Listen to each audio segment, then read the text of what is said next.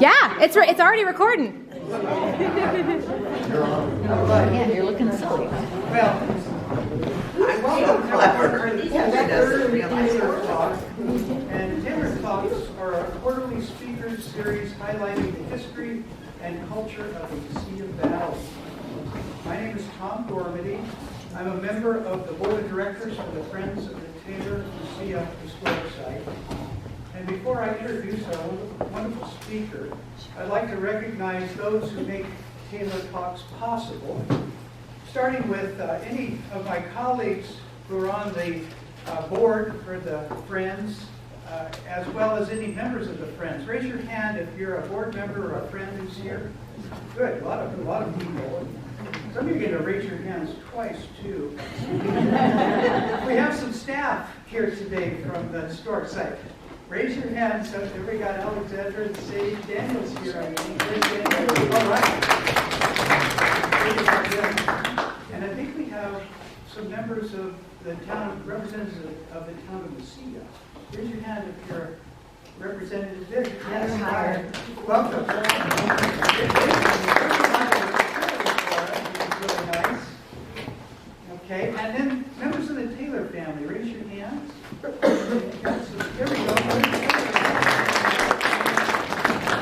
We're very grateful to the family for their generous gift of their home and the 2 storefronts and collections that make up the historic site. Thank you very much. A couple of housekeeping items. At the tables in the back of the room, we have Friends membership volunteers who can talk to you about becoming a member of the Friends, and Friends gift shop volunteers, and they're selling copies of the books J. Paul Taylor, The Man from Mesilla by Ana Pacheco, and A Place as Wild as the West Ever Was, Mesilla, New Mexico, 1848 to 1872 by Mary Daniels Taylor, just reprinted.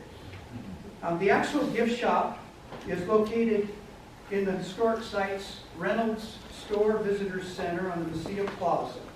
And all gift shop proceeds support the historic site. And finally, if you haven't already, please silence your cell phone. And I haven't. I'll be I believe in charge here. You did, I think, yeah. Right. Okay. This afternoon, we will hear about Mary and J. Paul's connections to New Mexico State University, their archival collections housed at the University Library, including J. Paul's political papers and Mary's photographs, and Mary's work with the Durango Microfilm Collection. And we're very fortunate to hear from an expert on these topics that are so central to understanding the history of the historic site, Mesilla, and the region. Our speaker is Dennis Daly. Dennis and I were colleagues at New Mexico State before I retired. Dennis is department head of archives and special collections at NMSU Library, where he works with manuscripts, records, rare books, photographs, maps, and audiovisual collections that illuminate the history and cultural heritage of southern New Mexico, the Southwest, and the U.S.-Mexico borderlands. He earned his Master of Library and Information Science from the University of North Texas. He has worked with archives and special collections in both public and academic libraries for more than 25 years. His research interests include Southwestern and borderlands history, popular religious practices of northern Mexico, and traditional musical styles. In his spare time, Dennis sings and plays guitar in a hillbilly string band. And Dennis is also the chair of the advisory committee for the historic site. So please join me in welcoming Dennis Daly for his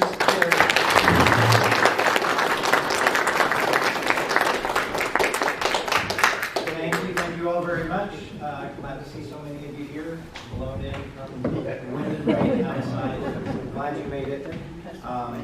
And I really appreciate being invited to do this talk today and to tell you a little bit about the J. Paul and Mary Daniel Taylor papers at New Mexico State University and what that entails. I've been told I have 3 hours. It's a big collection, and I know I don't have that much time. I have a lot of slides. I'm going to go fast, but there's just so much to talk about. You'll see in my title it says the J. Paul and Mary Daniels Taylor papers at the RGHC. Now, any good writer knows you never use an acronym in a first reference, but I did this on purpose because I want to know how many of you out there know what RGHC is. Okay, a handful of you, good. It's really important to this talk because Paul and Mary certainly knew us as the RGHC, and that's the Rio Grande Historical Collection. So I'm going to talk about that again in just a little bit. So these are the two people that we're going to be talking about, and I'm sure many of you, probably most of you, maybe all of you, knew either one, both of them. And we'll be talking about the influence that they've had at New Mexico State University and collections they've created, but also programs and things that they helped develop at the RGHC, which I'm going to use that acronym a lot today. To tell you a little bit about the archives and special collections at NMSU. So our mission is to collect, preserve, organize, describe, and make accessible for research, as Tom said, materials that illuminate the history and cultural heritage of New Mexico, the U.S.-Mexico borderlands, and the Southwest. Now, I have so much to get through that I'm going to breeze through this stuff pretty quickly here. In the archives and special collections, the Rio Grande Historical Collections is one unit in our department. And the Rio Grande Historical Collections is where we have archival collections that come from the community, family papers, literary papers, records of businesses and organizations that have operated in southern New Mexico and borders, and more generally in the Southwest. And then we also have the Hobson-Hunsinger University Archives. These are the permanent records of the university itself, going all the way back to the beginning of the founding of the university in 1888 with Hiram Hadley's papers, etc. Those include the records of colleges, the departments, the administrative offices, faculty members such as Clyde Tombaugh, David Garcia, their own personal papers, things like that, and publications of the university, yearbooks, student newspapers, all the official reports, all those kinds of things. And then the special collections are published materials. What you typically find in a library, books, things that are produced in multiple copies, whereas archival materials generally there's just one unique copy in existence in the world. The special collections are published materials, books, maps, journals, things like that. But the thing that holds them together is it's almost all focused on, again, this region, southern New Mexico and the U.S.-Mexico border. We're located in what I think, anyway, some people don't, but I think it's the beautiful Branson Library. And you can't quite see it, but over on the right side there, that's where our wing is. It goes out that direction. And actually, our collections occupy the first, second, third, and fourth floors of that entire east side of the library. So it's a lot of material that we have. We have a research room up on the fourth floor in Branson Library. This is where people come in and actually use these collections. So enough about that. So the RGHC, the Rio Grande Historical Collection, was established in 1972. Now, it may not come as a huge surprise to know who was involved in the establishment of the RGHC, J. Paul Taylor. He was a member of the first board of directors of the RGHC, and here he is with General Hugh Milton, a former president of the college, and Opal Lee Priestley, a writer. These three folks, along with several others, were also a big part of the Doñana County Historical Society, which also played a hand, while the RGHC is part of the university, the Doñana County Historical Society played a hand in advocating for its formation at the university. And so they were all involved in the Durango County Historical Society as well. In fact, Paul was a founding member of the Durango County Historical Society in 1963. He was the first secretary, later was president. He is the one who initiated a lot of programs. For instance, programs that recognize historic buildings in the region and help preserve those historic buildings, things like Fort Selden, which is now part of New Mexico Historic Sites. So, yeah, these connections go way, way back. So to start to talk a little bit about their materials, no one has really contributed more to the Rio Grande historical collections than the Taylors. 97 separate accessions or 90 gifts over the years from 1975 till 2025. Actually, we haven't received anything this year, but I'm sure something's going to turn out. The family is going to go, hey, you know what? We found these 6 boxes under the bed. And, yeah. So that's a tremendous amount of individual accessions. More than 600 linear feet of material. So archivists, when they talk about the size of collections, how big a collection is, we talk about it in terms of linear feet. That is basically how much shelf space does it occupy, which is important for us to know when we're trying to plan. 600 linear feet. So that is if you took the boxes in their collection and just put them next to each other, one by one, it would stretch the length of 2 football fields. It's a lot. And then if you imagine that inside each one of these boxes might be 1,000 individual sheets of paper or documents, you imagine it's massive. It's a massive amount of material. And about 400 boxes. Sometimes it's easier to conceptualize boxes. I'm talking like banker-sized boxes.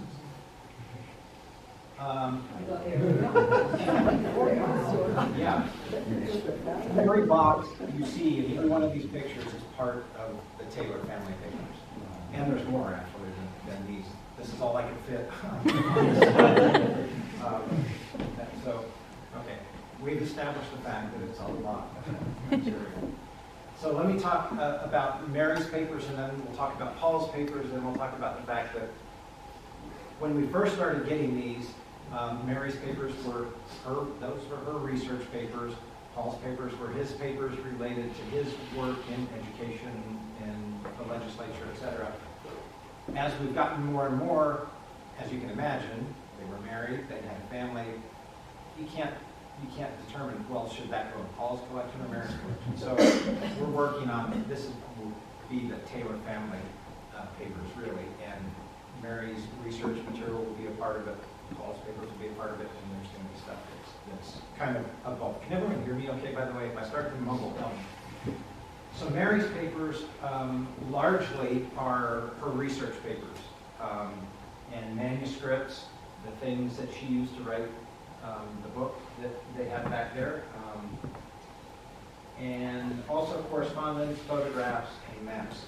So again, with time constraints, I'm going to have to go through this stuff pretty quick, so I'm just going to kind of show you some highlights of things, but with, 600,000 to 1 million documents, I'm going to show you a handful.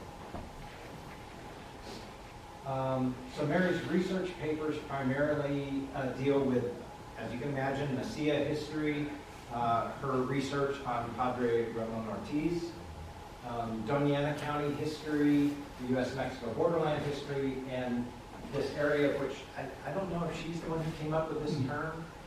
Maybe someone can tell me. The Rio Intermedio, which is a region that she conceptualized as being from Socorro, New Mexico, or Socorro del Norte, to Socorro del Sur, in that area. And that's the area that she was really interested in and focused on. She actually was working on a book about the Rio Intermedio, which Mike hopefully is going to finish for her and publish soon. So we're hoping to see that. So these include her research files like this. So box after box of folders with her research files. So this one in particular here, you see the folder headings. This folder full of just her papers, her research notes. A lot of this stuff is handwritten, some of it's typewritten, some of it's copies of documents that she got from other places. This one in particular is material from the Juarez archive, 1850 to 1854. So, you know, that's when Mesilla was being established here, and it was part of Mexico at the time. So the records for this region are largely in the archives in Juarez and Chihuahua and other parts of Mexico as well. And she knew this, and she was gathering a lot of information from these archives. So in that folder, you see things like this. These were the days back when research was a real chore. So she would be sitting down with microfilm of these Juarez archives, microfilm of the original documents in Spanish. The microfilm, by the way, the quality is not really great, it's kind of hard to read. And she would project that down onto a board and transcribe it, handwrite it out in Spanish, and then translate it into English, sometimes handwritten, and then she would type it out in Spanish, transcription, type out the translation in English. It's painstaking research, and that is what you see in this one particular folder here. With her notes, you can see her notes written on. Also, materials related to her manuscripts. So these are the books that she wrote, or articles that she wrote. Those look like this. Again, this is the days before computers, right, where you could just go back and revise it, which is good, because now we have all of those revisions. With computer files, we don't get all those revisions, so we can't see how the author's mind was operating. Here we can. So type out a chapter and then go through it with your pen, your red pen often, and make your edits. Retype it, go through it again, edit it, retype it. So those are the kinds of things you find for the manuscripts for the book and the articles that she was working on. Maps. So this is an incredible map. I don't know if you can read it from where you are, but here it says from Socorro del Norte, Socorro del Sur, Rio Intermedio, 1650 to 1875, and it shows things like haciendas, missions, presidios, and other features. Here's the Acequia Madre, here's the Rio Grande, here's the old bed of the Rio Grande after it, before it changed course, and other features. Now, I don't know if Mary, it says here by Mary Taylor. I don't know if she actually drew these pads, or do you all know did she actually draw these, or did she work with someone to have them help her? Because it's quite professional. I think she drew some of those. I know Rosemary McLaughlin did some artistic elements on some of the corners. Okay. So Mike would be a better one to ask. Yeah. So she was at least supplying all the information for this, and maybe, I don't know, maybe she has some help with the drafting, because they're quite well done, as you can see. Other interesting things in her collection, things like this is the wallet of Father Juan Grange, who was the priest here in Mesilla for, how long, 35 years, something like that. It's a lovely hand-sewn wallet, probably made right here in Mesilla.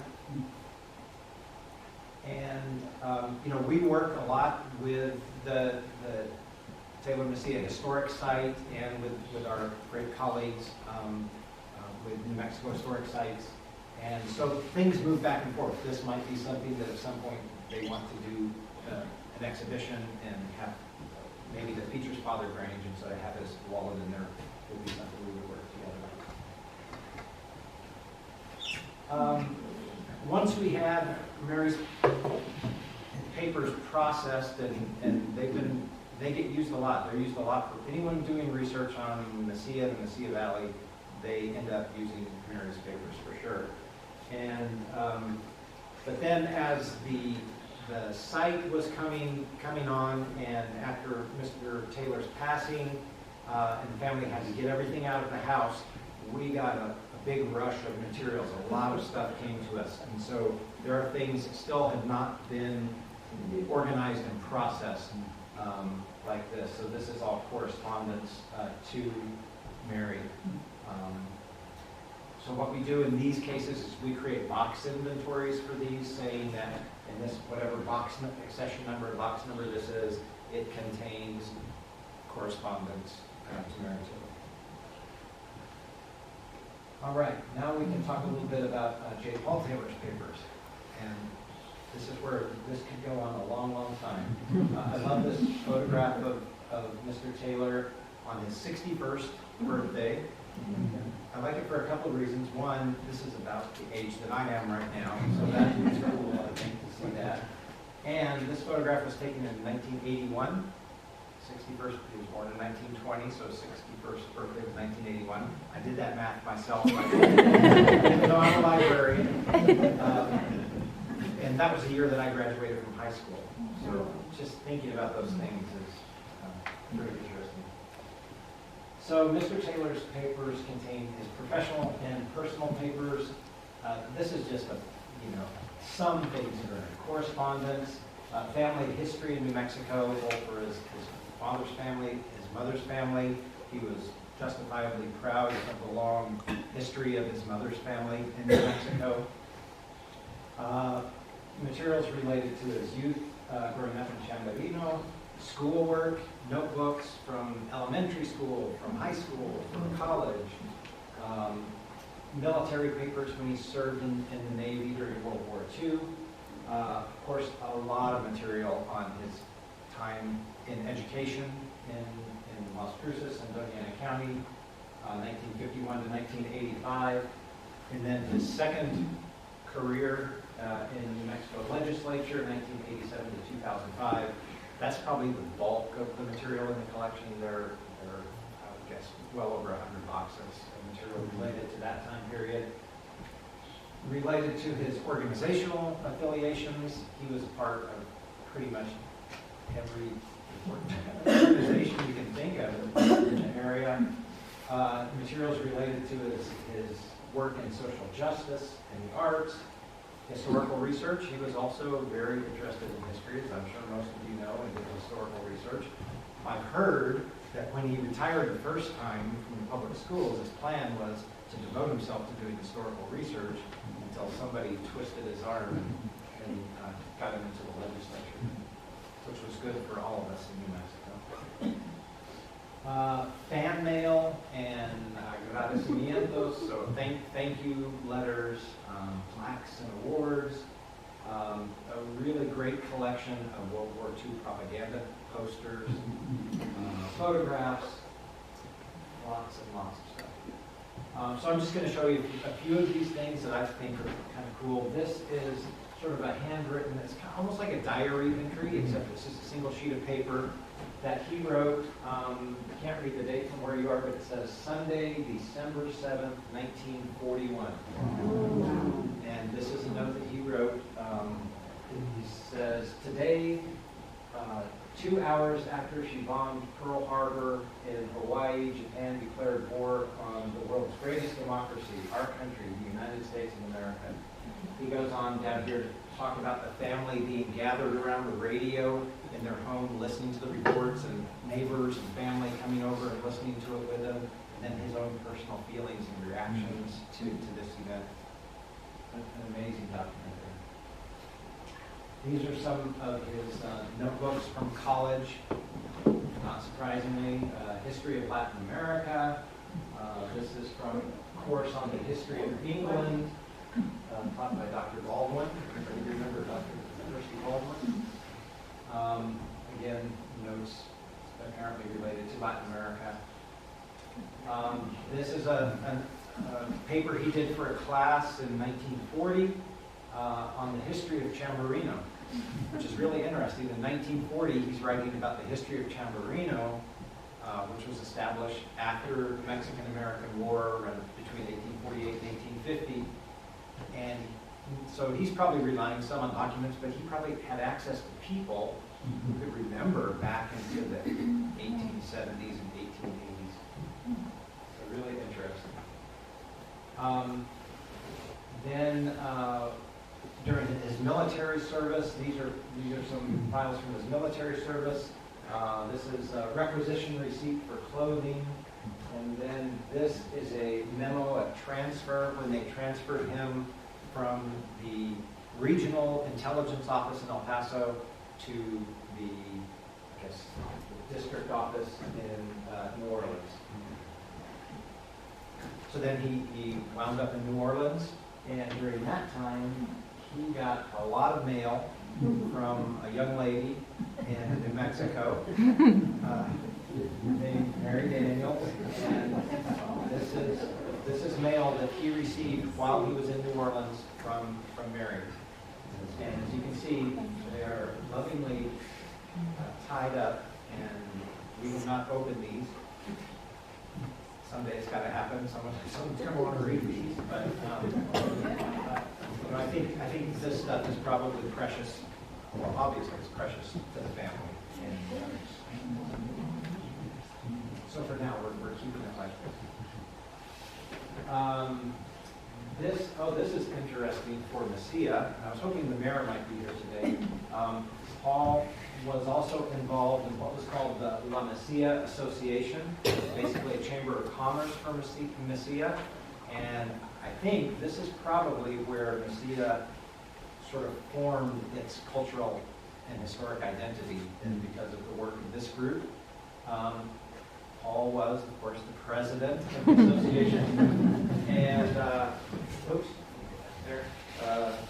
On this document down here, these are minutes from a meeting.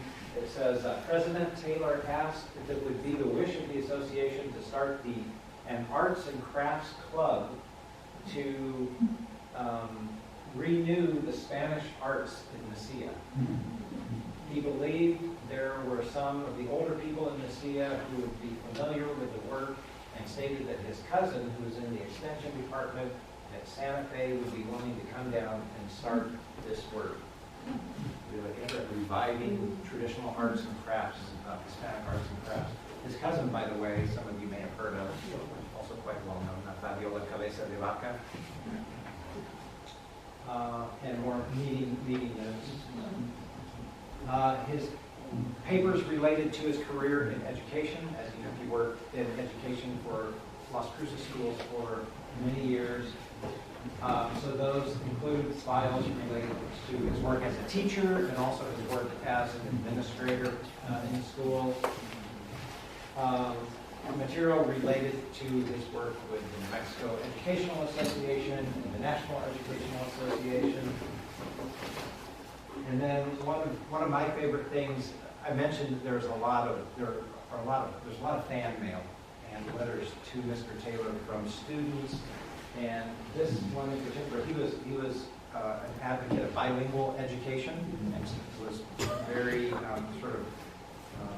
on the forefront of advocating for bilingual education in this area. And this is a file from letters to him from Las Cruces High School bilingual students. Mr. Taylor, thank you for everything you've done for us migrants, because this program is very important to us. I have learned more things that I wouldn't have in a regular English class. We use both English and Spanish. Everybody gets along and talks to each other without embarrassment. This education helps me in the future years to come. Thanks for sticking up for the bilingual people. And this is a lovely one. I was born in Ciudad Juarez, and I've been living here in Las Cruces for 5 years. 3 of those years I've been in the migrant program.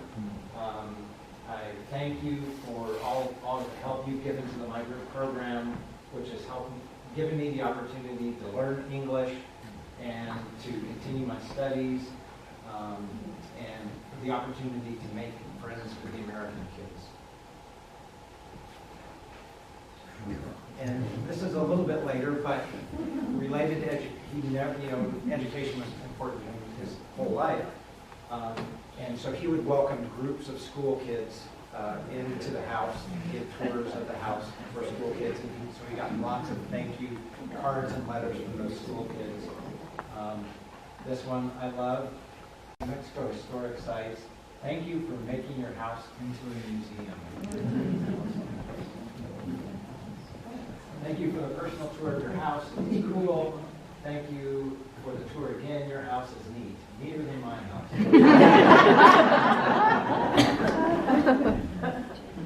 And then, of course, lots and lots of materials related to his career in the legislature. So these are files related to House bills, topics that he was champion for and worked with, different kinds of memorabilia like these things. I love this. So as I was preparing for this, I was going through boxes, which is one of the fortunate things about my job is sometimes I can just go down and look through boxes of Paul and Taylor material. And so I found this one in one of the political boxes, and it is an uncashed political campaign contribution here for $50 from the Ruidoso Downs Racing Company. That says so much about Mr. Taylor. That they were sending him a campaign contribution. He didn't cash it. He was known as the conscience of the legislature. Well, there's an example of that right there. By the way, if you want that check, I'll get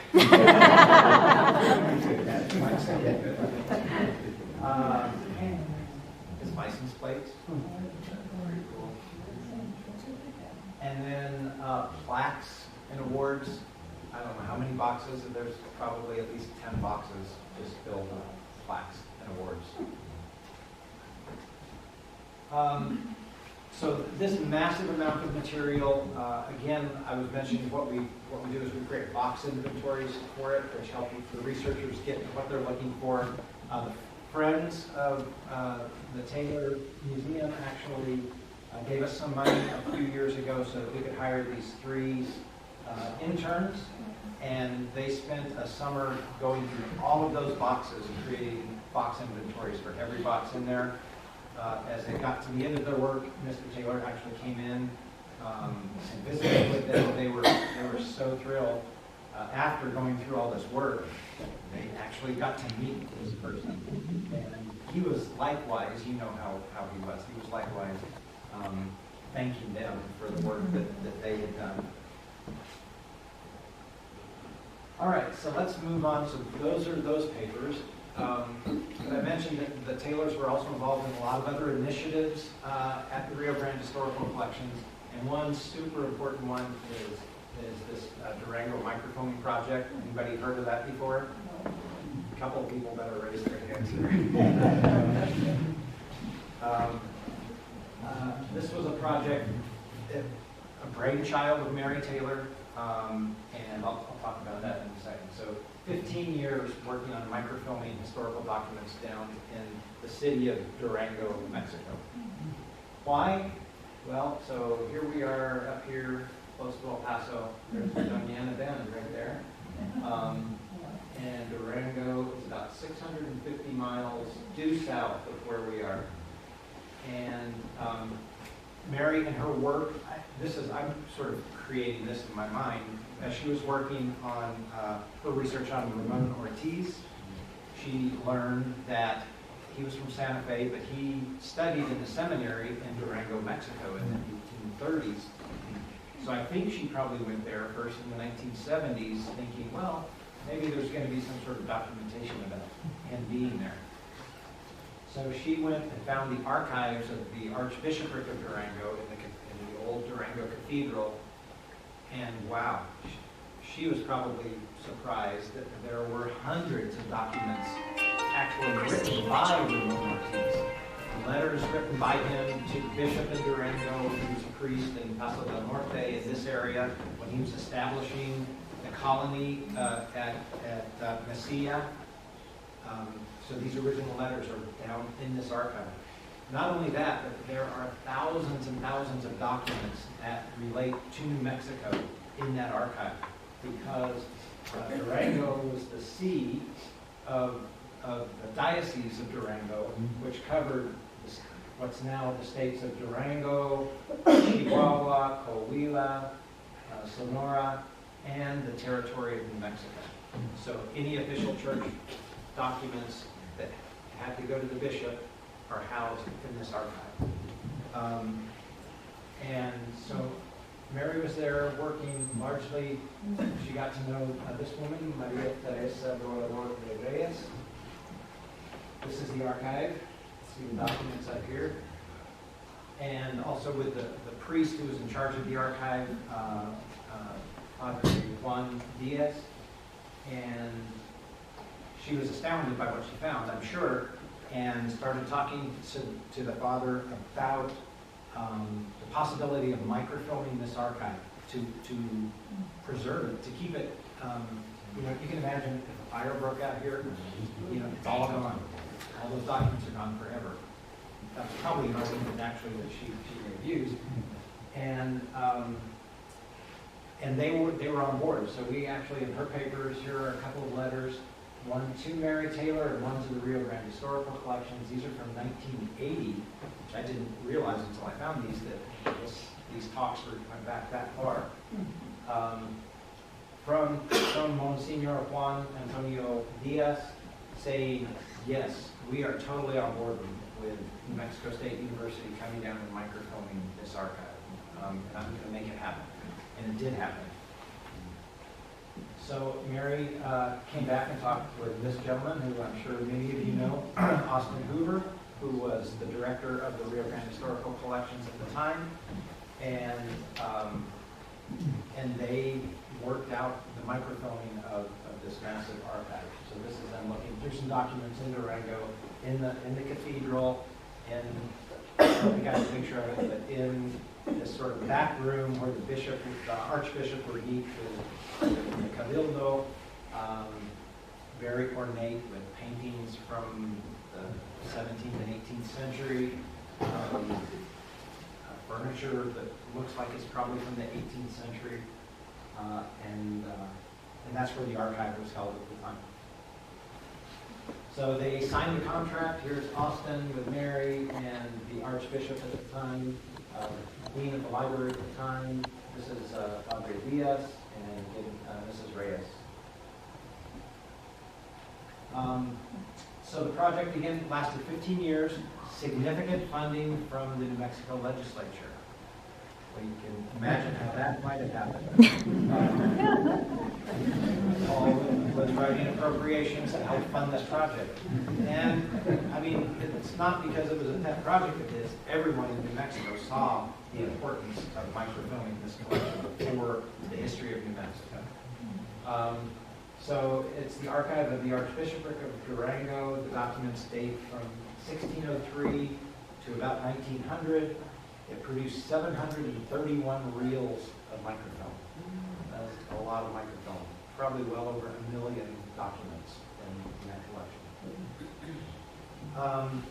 As they were working on this project, they made connections with other people in Durango and learned of some other archives down there, and actually a couple of other microfilming projects happened. In 1997, the Notary Archives of the state of Durango, that project started.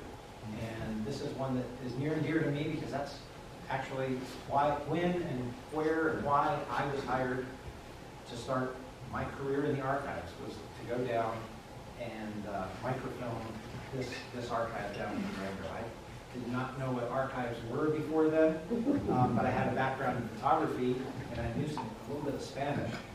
And so a friend of mine who worked in the archives knew that and said, hey, are you interested in working on this project?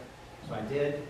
So led me to being here on the stage in front of you right now. And again, I totally consider that thanks to Paul and Mary Taylor, I mean, directly. Not only that, while I was there, I met a nice young lady, and we were married and have 2 kids now. My wife and kids live here. My daughter is an MSU student, and my son is soon to be. And they had the fortune of meeting Mr. Taylor, and he was, I think, quite tickled to know that it was really the work that he and Mary did that led to this family existing. And then we moved into the State Historical Archive of Durango, 198 reels of materials from 1568 to 1940. But it wasn't over. We actually had to change the title to the Durango Area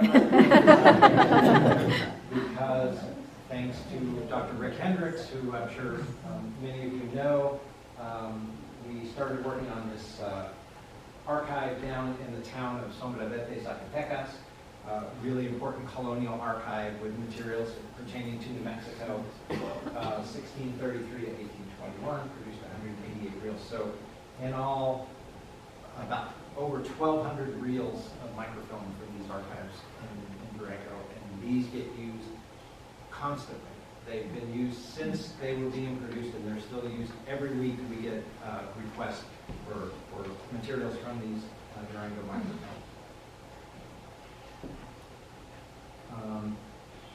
Now it's a little bit easier than when Mary was doing her microfilm research. So now it's it's all computerized, and you put your microfilm here. It shows right on the computer.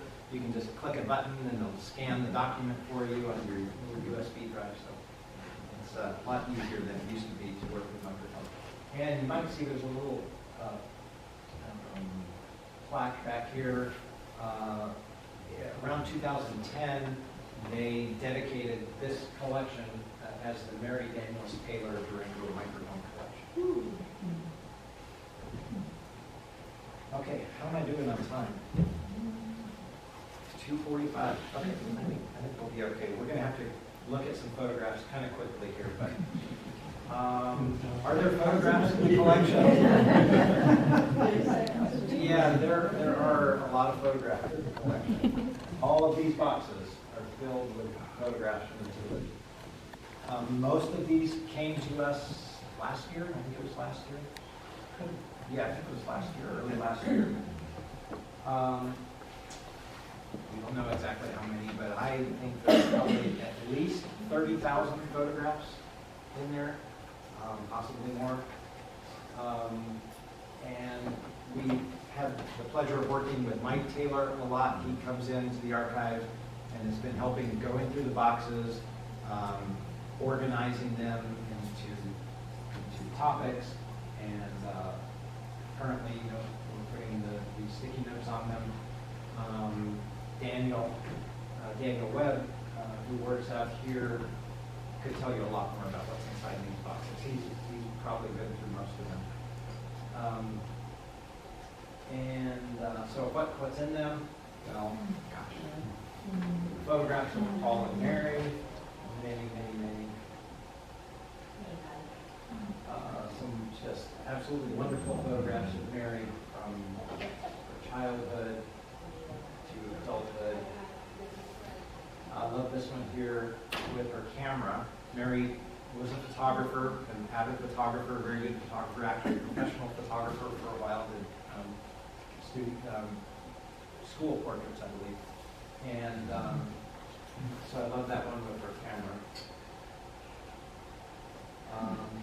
There's so many photographs of Paul. If someone comes to us and says, do you have any photographs of Paul Taylor when he was working in the public schools? Yeah. Here are some. How about when he was a kid down in Chamberino Elementary School? Yeah. See, that's him right there. And every time I would look at this photograph with Paul, he would always point out this person here, Toshi Yabumoto, and say, that was Toshi Yabumoto, and she was a classmate of mine.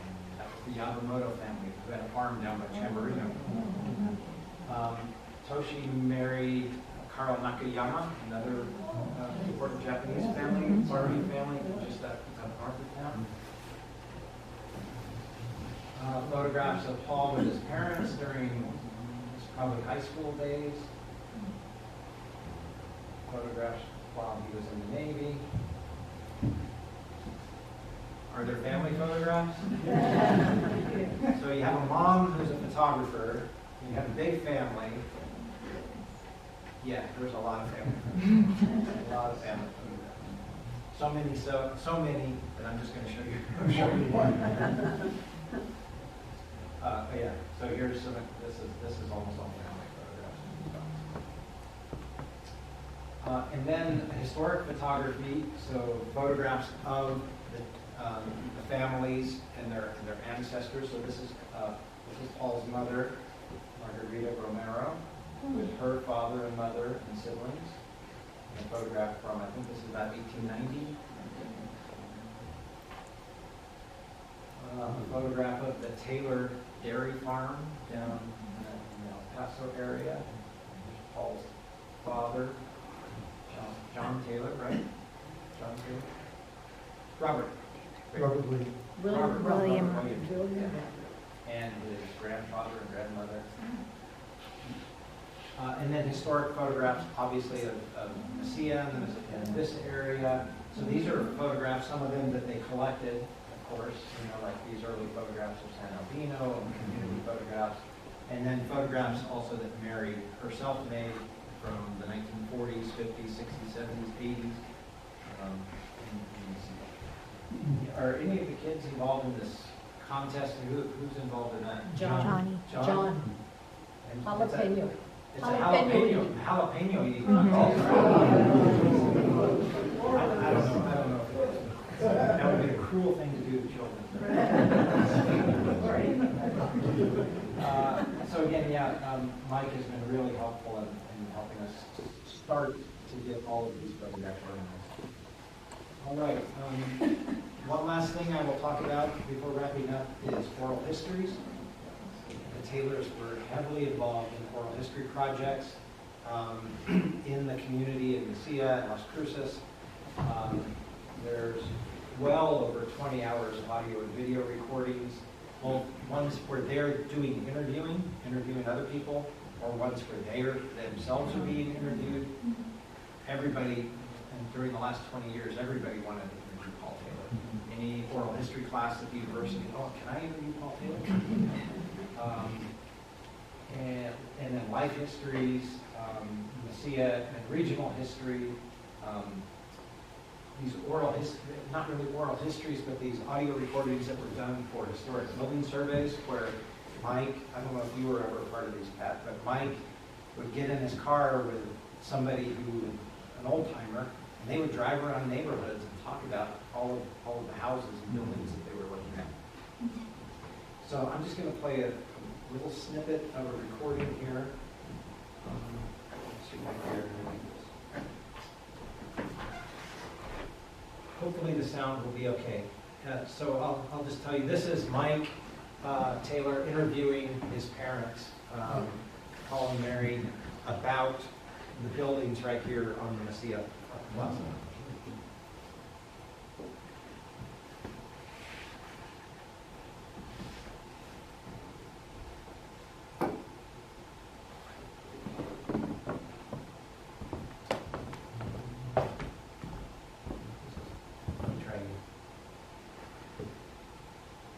What do you know about the Book Center? What it used to be? It's got to a lot of Yeah, well, you can, that was a Reynolds Springs property. That was part of this commercial whole strip that they owned at the time. You had the meat market, wasn't it?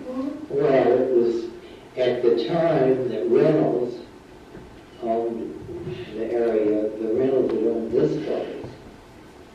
It was the meat market and the grain and the feed, and yes, but the 1880 front, the one that where Las Viejas was and Park Gifts, that was they sold the notions and the dry goods and the finer things were there. But long before that place was built, it was the Reynolds Springs store. Gus Springs was born back of the bookstore. As a matter of fact, those walls were intact. You could see the divisions of the areas. And Gus Springs showed me where he was born. There was a fig tree back there. It used to be, and you remember that too. What happened to that fig tree? It was just a little stone. That'd be in their residence in Bowling. homes right now. It's for the patio. Yeah, even plenty of, there used to be that fig tree there, I forgot. There's still those little remnants of some walls there. Well, south of where those remnants of the walls are, immediately west of the place that they built, that's where all that was where the Greeks went. That was Including always, these 3 rooms that we have. Yeah, I think so. That's the other part of the other, because it was, all these things were contiguous. Really, really valuable information in orals. Okay, that is my whirlwind tour through the Molinari Taylor papers and their association influence on the Rio Grande Historical Collections, the RGHC. You guys can remember that.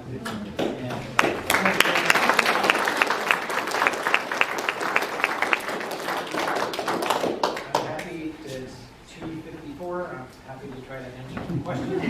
Some questions? Yeah. All those reels of microfilm, are they only ones that you came to Mexico, or do you all just do the whole collection? Yeah, we did the entire archive. So there is a lot more. Yeah, which has been important because a lot of the researchers who are using that microphone are not just people doing research on New Mexico, but also people doing research on other parts of northern Mexico and colonial New Spain. And a lot of people doing genealogical research who have family ties to Chihuahua or Durango or some of those areas, or New Mexico. There have been a couple of books there have been many books and articles and things published from that microfilm, historical books and theses, dissertations, and articles and things like that. But specifically for New Mexico, there are 2 books of what are called diligencias matrimoniales, or marriage investigations. So these, and those are specifically for New Mexico. So this is in the case of 2 people wanted to get married, but there was some sort of church impediment for them being married. Usually it was because they were related in some way, but there were other circumstances as well. The local priest would have to write out a long report about this and send it all the way to Durango to get permission, for the bishop's permission for these 2 people to marry. All those documents ended up in the archive down in Durango. So those have been really valuable, and Rick Hendricks has published 2 volumes of the New Mexico prenuptial investigations. Other questions? I'm curious about the microfilm. Is it standing up? Yes. Well, I'm not talking about yours particularly, but microfilm as a whole. It stands up well with age? Yes, microfilm does stand up well with age, as opposed to digitization, which does not stand up well with age. Microfilm does.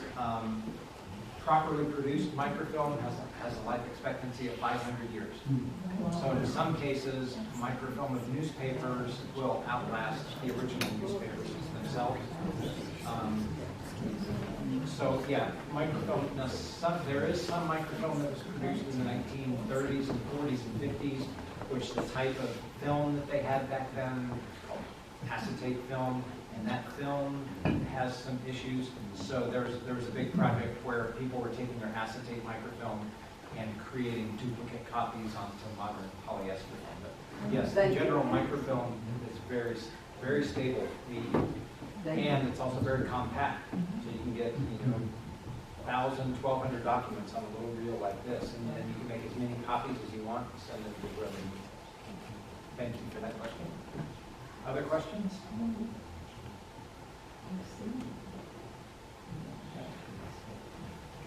Going once? Yes.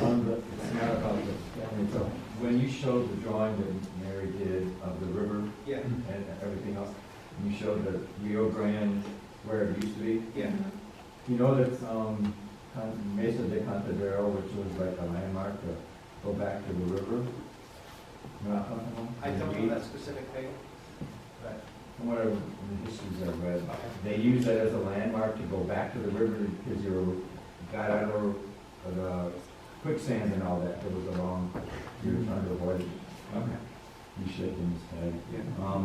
I was just wondering what side the river would have been on, because I couldn't tell where the mesa was up there. Do you know what I'm talking about, the mesa that's not there? I guess I don't. You can see it, when you're up there, when you're getting near where Ted Turner's matches and all that, there's Up there. this huge mesa to the right, going north, Okay. and it goes for quite a ways, just Okay. a little off the highway. Yeah, You must know where you're from. well, you know. Anyway, Yeah. I guess in the Spanish times, you used it as a landmark to go back. Okay. And then I guess it's what kept you out and made the Apaches, you easier to get by the Apaches when you stayed out further past it, and then Yeah. you have to look into it, I guess. Yeah, I don't, that, it may be on that I map. couldn't tell, but that's what Yeah. was fascinating to me. But an interesting thing is that the river, I think we all know, used to be a very wandering river that would change course a lot, and it just caused a lot of issues.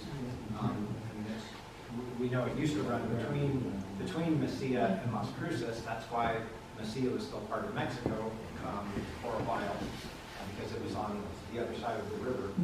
And you can see on old aerial photographs, we have a set of aerial photographs from the 1930s of this area, and you can clearly see the old riverbed running between Mesilla and Las Cruces. Other questions? Yes? Yeah, Dennis, were you in charge of the Somerente filming? Were you still there? Yeah. So when I was hired to go work on the notary filming, and was down in Durango for 2 years, and then came back up here, and very kind gentleman, Austin Hoover, decided that he would keep me on, even though I was on that legislative funding, so it was temporary funding, but he was able to hire me. And so then I was managing from here when we did the Durango Colonial Archive and then the Somerente Archive. And again, Rick Hendricks was heavily involved in helping us get that arranged. But yeah, I did that. I had so much fun moving the microfilming. Well, we could go on. Maybe we should do this over a glass of wine or something. Moving the microfilm camera from Durango down to Somerente and setting it up in this brand new archive building that they had built. They built that archive because of Rick Hendricks' interest in that archive. Because before it was in a big pile in the basement, and they actually built an archive building. Took the microfilm camera down there, tried to set it up, and it was too tall. It has this big column that goes up about 10, 11 feet, and wouldn't fit in the room. So first thing I did is I went down to the local welder, and I took the legs off the thing. The legs are about that tall. And I told the guy, I said, I want you to make me a set of legs, 4 legs, exactly like this, except I only want them to be that tall. And he did, and I took them back. They bolted perfectly. It was amazing. Cost like $15. But then the guy who was doing the microfilming, he said, I can't do this anymore. So the director of the archive said, no problem, we'll just punch a hole in the ceiling. What? This is your brand new building. So the camera was on the first floor. They just had someone come out and knock a big hole in the ceiling of that room that went up into the floor of the other room, so that that column would just in the ceiling. Anyway. Any other questions? So thank you again. It's been a real pleasure.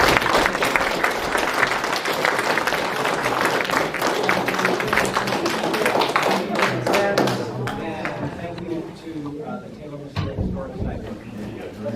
Very good, Dennis. That was great. Wonderful. We have a gift for you. There's a card in here that photography of Dave Sorensen, who's on the Programs and Volunteers Committee, our committee that works with the Taylor-Mesilla Historic Site. This photography from within the house. And then we mentioned from the gift shop, we've got to show this symbolism here. So You go careful. We've got a little desert tortoise, ceramic desert tortoise that's really pretty. I'm wearing one of my Navajo bows today. So in terms of symbolism to the Navajo people, the Diné, the tortuga or desert turtle is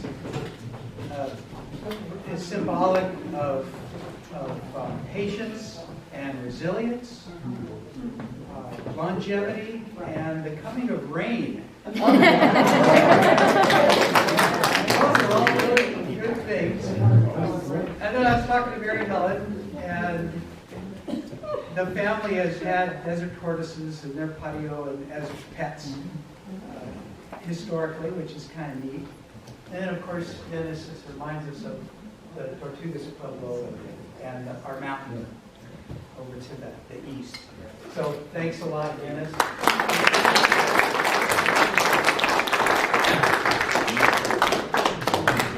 And our next Taylor talk is July 19th, Saturday, July 19th, 2 o'clock to 3 o'clock here. And it will feature the members of the Taylor family who will be talking about their childhood and their family life, as well as the family decision to gift their home and their collections to the state of New Mexico. So that's on the 19th of July from 2 to 3. So I hope to all see you there. And thank you for coming to this Taylor Talk. Appreciate it.